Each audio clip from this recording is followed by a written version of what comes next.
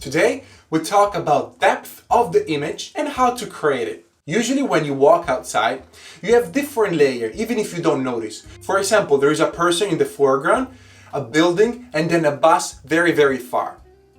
In a picture, it's very difficult because it's a 2D image, so we don't have that depth. But there are some techniques on how we can recreate this depth. Through the focus of the image and the aperture of the phone, we can blurry either the foreground or the background. When we place an object very close to the phone and we have our focus to the background, this object in the foreground will be blurry. Or on the other hand, we can put the focus on the object that we have in the foreground and blurry the background.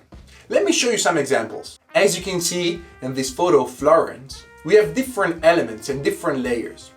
In the foreground, you see, for example, in the top right corner that the leaves are blurry because they're very close to the phone.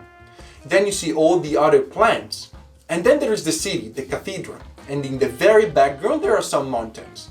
This is what I mean by different layers. In this photo of Venice as well, you see that the two columns on the right and on the left are blurred because they're very close to the phone, while the Suspiria Bridge in the center is on focus. And this creates depth in the image. As I mentioned, the second option that we have is to blurry the background and keep in focus the foreground. For example, in this image, we have these little trees, they are in focus, and then the background is completely blurry.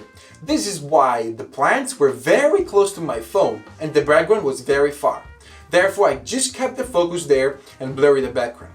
How do I do this? That's the real question, right? So what I need to do when I'm on the camera is to very simply tap on the object that you want on focus. For example, right now, if I put the finger right here on my phone, if I want my finger on focus, I just need to tap on my finger. If I want the background on focus, I just need to tap on the background. And then the phone automatically will blurry the one that you don't want. Even in this other example, as you can see, I had the focus very close to the brush, so my phone was very close to the brushes. And then in the background was simply blurred. Another option that I love to use to create depth are lights. For example, I can put a light very close to the camera or even further away than the subject. In this case, for example, in this image, you see this lamp right here that is blurry because it's further away from me, but creates depth. Let me show you some more examples.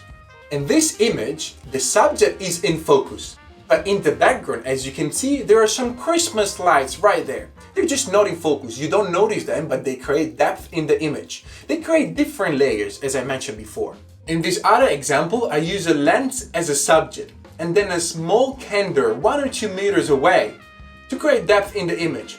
As you can see, my subject is on focus, while the light behind is blurred. Another option is to use these lights very close to the camera, in the foreground, blurry, and then have your focus on the subject a little bit further away. For example, in this picture, I use some Christmas lights in the very foreground, blurry, so you can't really see much about the lights, but then create depth, because the subject is in the background in focus. It's always good if you can create depth already in camera. However, when we're gonna have a look at lens distortion, one of the apps that I told you before, I will show you how to add layers on top of your image in an artificial way in post-production, so we can create even more depth. But for now, that's all. Thank you very much for listening, and I'll wait you in the next one.